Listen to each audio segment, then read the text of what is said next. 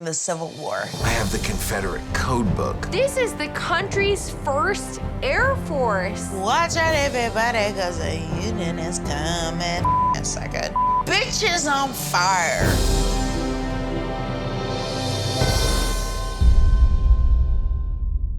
Hello. Today we're going to talk about John Wilkes Booth and his brother Edwin Booth, the Booth brothers. Edwin Booth and John Wilkes Booth were born to a British actor named Junius Brutus Booth. Edwin is a favorite of their dad. Junius was so mean, he wouldn't even let John Wilkes into photographs with him. John Wilkes, stay back, man. Stay away, because you're not cool. Stop. You're kind of weird. You're weirding everybody out. Just back away. And he became sad, which establishes their rivalry. In 1858, John Wilkes and Edwin Booth were the most famous actors in the world. Performance-wise, everyone loved Edwin Booth. John Wilkes Booth, he was untrained. He would knock sets down. He was so violent. So when the Civil War broke out, John Wilkes Booth is like, Lincoln, what does it all mean? What is he talking about? Slavery. I don't even get it. That was the moment his political aspirations overtook artistic aspirations. However, Abraham Lincoln was requesting Edwin perform Shakespeare at government functions. Am I f***ing it up, guys? What's up, guys? Why is it f***ing it up? Okay. All right. At the Ford's Theater, when John Wilkes Booth was gesticulating, Abraham Lincoln's sister-in-law is like, I think he's pointing at you, Abraham. And Abraham Lincoln is like, it does seem like he's pointing at me. This is a little weird. He should, not be pointing at me during this particular line because it's a sort of aggressive. In November 1864, Edwin Booth is like, hey, I want to get to know you better. We've had some hard times. Let's do a play together again. For one performance only, Julius Caesar. John Wilkes' favorite role was Brutus, the man that executes a tyrant. And Edwin Booth is like, I get to play Brutus. For one performance only, in the production of Julius Caesar, Edwin said, Sic semper tyrannis, and everyone loves it. Critics said it was the most important show of all time. So John Wilkes Booth started getting involved with a secret Confederate society and had masterminded a plan to kidnap Lincoln.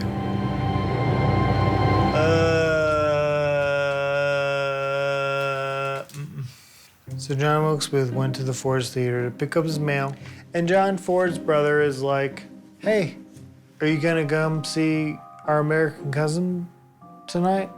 Our American cousin? You guys doing our American cousin tonight? Yeah. Abraham Lincoln's gonna be here. You should come. And John Wilkes Booth is like, oh, what? Abraham Lincoln's gonna be at the theater tonight? Oh my God. I'm gonna change my plan from kidnapping him to assassinating.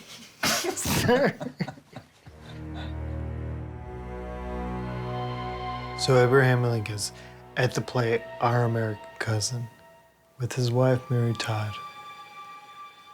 It's beautiful. Everything's going perfectly. Until John Wilkes Booth comes into their box.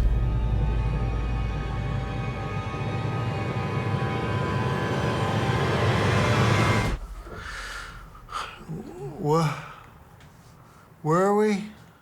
John Wilkes Booth comes into their box and shoots Lincoln in the head. After he shot Lincoln, he jumped from the balcony, breaking his ankle.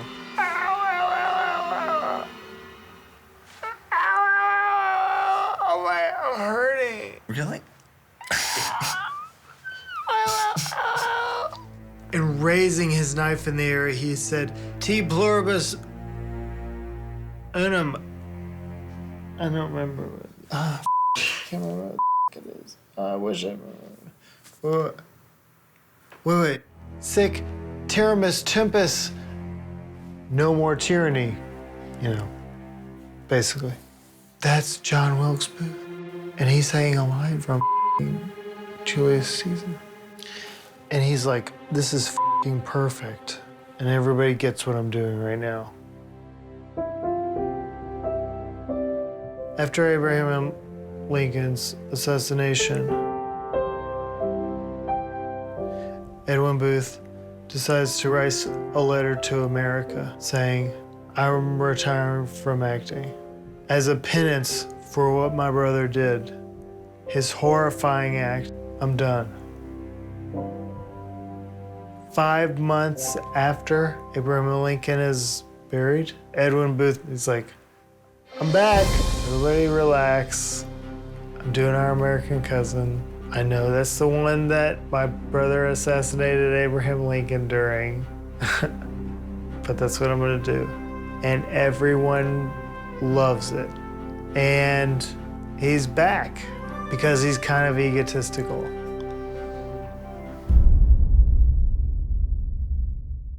Hi, I'm Mark Gagliardi, and today we're going to talk about Robert Smalls.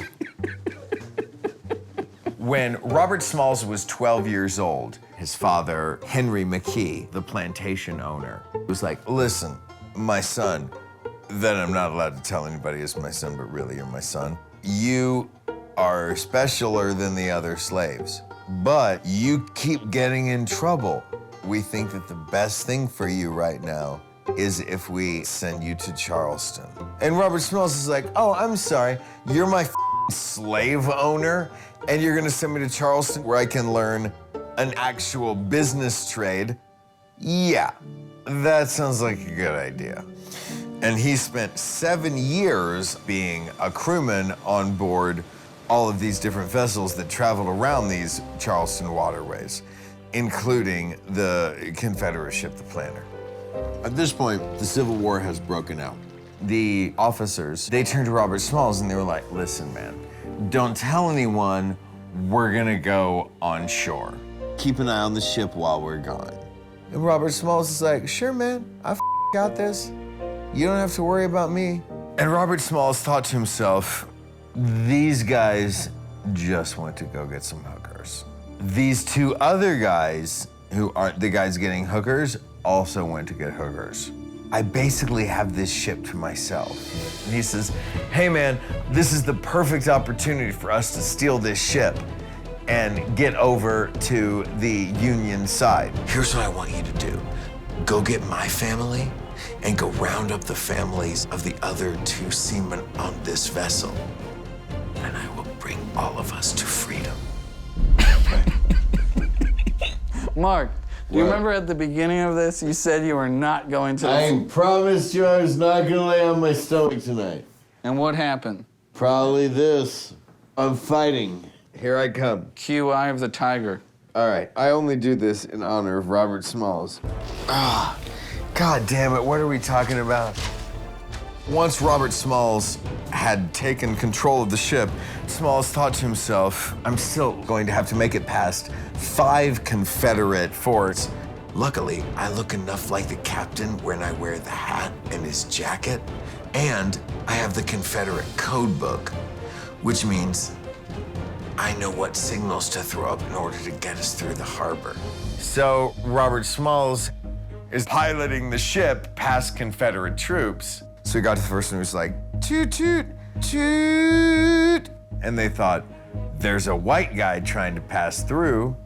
Let's just wave at him. And he made it through.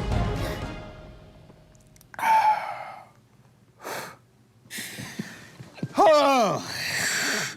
All right, So he made it through 5 Confederate signals all the way through to the gates of Fort Sumter. Not only did the guy at the Fort Sumter say, all right, let's let the planter through, the guard at Fort Sumter said, hey, you go kill yourselves a couple of Yankees. And it was only at dawn that the Confederates realized, hey, maybe this isn't quite on the level. And they start lobbing cannon fire.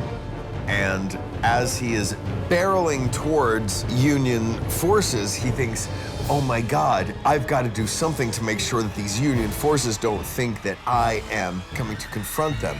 As he is barreling towards these Union forces, Smalls turns to his wife and says, I told you to bring a bed sheet. Did you bring a bed sheet? She's like, honey, I brought us a bread sheet. Hey, Mark, let's just have some water. Just take a quick break and just drink some water. Are we getting in a fight? Not at all. Why? What? You're okay. What do you want to know, baby? The next part. He hoisted the sheet as a white flag of surrender. He pulls up to the USS Onward and says, hey man, I hear Uncle Abe could use a transport ship. This was a big deal. And Lincoln's like, all right, man, that's great. Here's $1,500. Hey, here's a quick question. Do you think that you could get some Union guys, like some celebrities? What's the word I'm looking for? Some celebrateds? What's the word I'm looking for? Some, Mark, Robert. Hold on. Not celebrities, some soldiers. He was the first to enlist 5,000 blacks in the Union Army. So at the end of the American Civil War Soren Hussein came to Loctician, and he had just enough money. What? Not only did Robert Smalls steal a boat and get his freedom, not only did he serve 5 terms as a U.S. congressman. After the war, Robert Smalls went into South Carolina and said, hey, see that house over there? That's the house I want to buy. Which house? That one. I'm gonna buy the McKee house. The last time that he was in that house, he was owned by another person. This time, motherfucker owned the house. Mark. Mm-hmm. Robert Smalls. Yeah, man. You like him? I love him. Hey everyone, my name is Amber Ruffin, and I'm gonna talk to you today about the angel of the battlefield, Clara Barton. Okay, our story begins during the Civil War. It's got fatalities, people are, I'm cussing so bad. It's okay. Okay. So the Union Army's surgeon, Dr. James Dunn, was like, hey dudes, this is some bullshit. We are low on antiseptic. We are low on bandages. We do not have the supplies to handle the amount of bloodshed. Okay. Meanwhile, a teacher, Clara Barton, is like, I will worry about the soldiers of the Union Army. Hello, government, we need more medical supplies. Can you help me help your soldiers? And the government is like, no.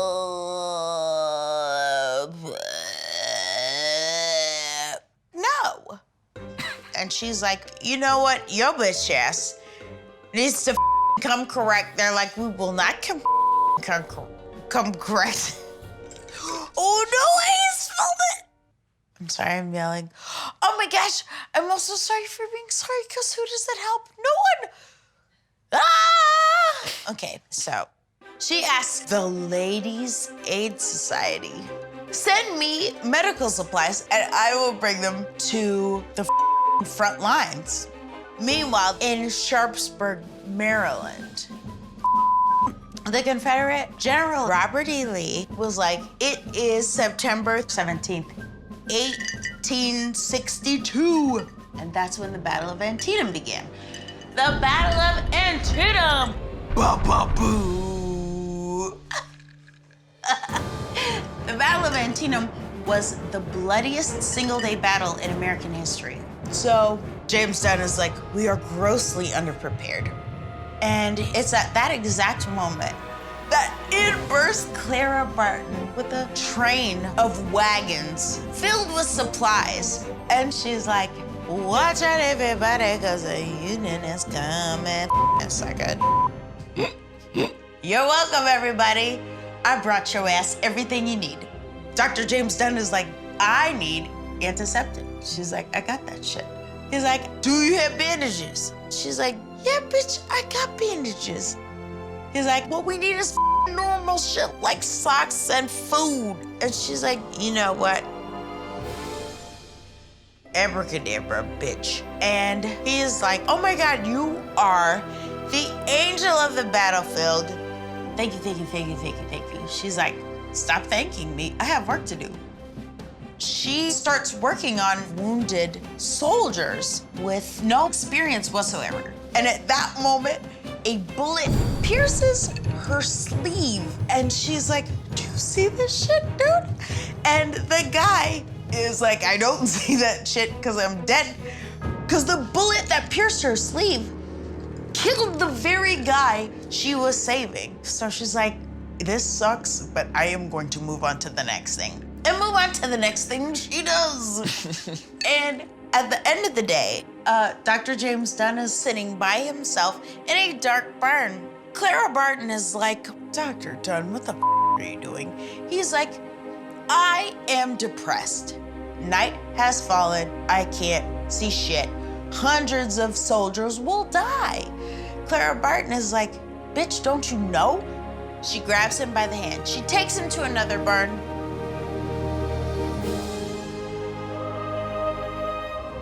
And this barn is lit with lanterns. She's like, you think I brought your ass socks, but I didn't bring you lanterns to light your surgeries? What the is wrong with you? And he's like, I love you so much. You are truly the angel of the battlefield. Clara Barton is like, you done called me that already. Come up with some new shit. She doesn't burp, but I wish she did, so that I could also burp. She's like, Amber, if you feel like burping, you can burp. And I'm like, I'm darker than you think. She's like, you're very drunk. And I'm like, I am.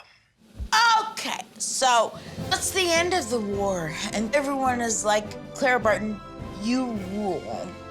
And someone special wants to meet with you. President Abraham Lincoln! And President Lincoln is like, Clara Barton, you did such a good job at the Battle of Antietam. You need to be the head of the office.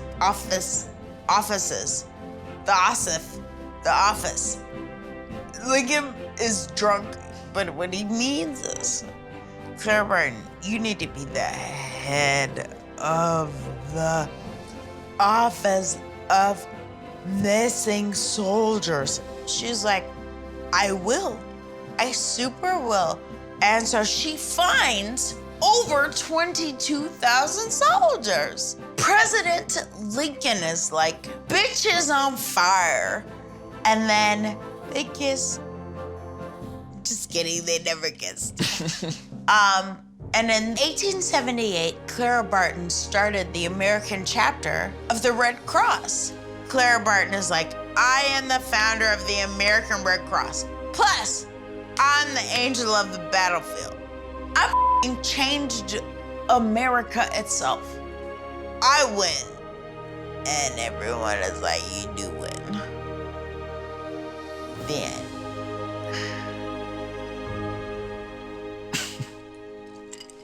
That was great. Thanks, Clara. You want some water? Real No, quick? water's for pussies. Hello, I'm Tess Lynch, and today We're gonna talk about the Union Balloon Corps. So, it's a week into the Civil War. Thaddeus Lowe is a balloonist. He's airborne in Hoboken, New Jersey. And he's like, yes, like, ah. And everything seems great until, oh, boom, winds hit. And it's like, oh, the f***ing winds, you know? But like the winds, they don't care. The winds don't care. They're like, we're gonna have you land where the f we want you to land. And all of a sudden, he finds himself blown into South Carolina, like right in the middle of Confederate territory. Are you serious? So he was like, boom, blown into the hands of the Confederate mob. So they freak. And they're like, whoa, are you a Yankee spy? What's your deal? And he's just like, what the f do I do? So he has all these papers with him that basically are like, Thaddeus Lowe, important balloon person. And they're like, you know what? You seem like a cool dude. You can go. And he leaves. Okay, 1 second. This is the funnest job ever. Okay, so basically, he's just like, I don't think this is working out for me. The winds keep taking me into like the worst neighborhoods. Like, I'm done with this. But then he gets a call, but not a call because it's back in the day. So he gets a message and it says, hey, you, I've had my eye on you. Why don't you come on down to Washington? And he's like, who are you? Okay, I'll go, whatever. Like, trip to Washington sounds good. So he goes down to Washington to this like fancy room. All of a sudden, who walks in? It's President Lincoln. And Lowe's like, like, oh, holy shit, like President Lincoln, I didn't know you were like, you know, keeping tabs on my balloons and stuff. And Lincoln's like, I have been, and guess what? I have heard tell that your balloons are awesome. I want to send them into the sky so that you can spy on the Confederate troops. Let's see what you can do. You know, put your money where your mouth is. Thaddeus Lowe's like, yeah, I will do that. Lugs his balloon out, takes it out to the Washington Mall. Whoop, 500 feet above ground, boom. He's like, I am gonna send an aerial telegram down. Boop, boop, boop, boop, boop, boop, boop, boop, boop.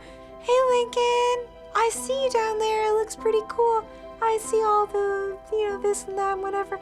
Boom. Lincoln is like, this is awesome. Like, I can only imagine what you can do for the Union when you're aerial, like, above the forces and you're just reporting back.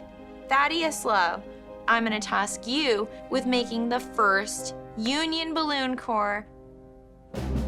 So he like bands them all together. Lowe is like, check out what I've got. I've got like 1 billion balloons. I've got the Excelsior, the Constitution, the f***ing whatever, the this, the that, the Intrepid. They become a like balloon force. It's crazy. It's balloons. So Thaddeus takes Lowe and wait, no, what? That makes no sense. Are you okay, Jerry? This is what happens with this show. You got a little unwobbly. So he goes and he spies. The Confederates were trying their best. They were like, look, if you see us, we're gonna shoot cannons at you. They're like, boom. He's like, what the f? Like, you're trying to shoot me with cannons. It's ridiculous, you guys. I'm way the f up here. And they're just like, you know what I mean? Like, it's reverse fart noise. It's not gonna happen. What? Well, fart noise is and reverse fart noise is yeah, because gravity. So that's basically the end of it, except That's it. no, it's not. No. So he comes home with all this intel, and he's just like, hey, Lincoln, I took a bunch of good notes up there. What do you think? And Lincoln is like, oh, balloons, what the f? They're the awesomest. This is the country's first Air Force. And he did. He did. You should. No, he did. He should, and he did, and he would. I'm seeing like so many of you. That's the worst.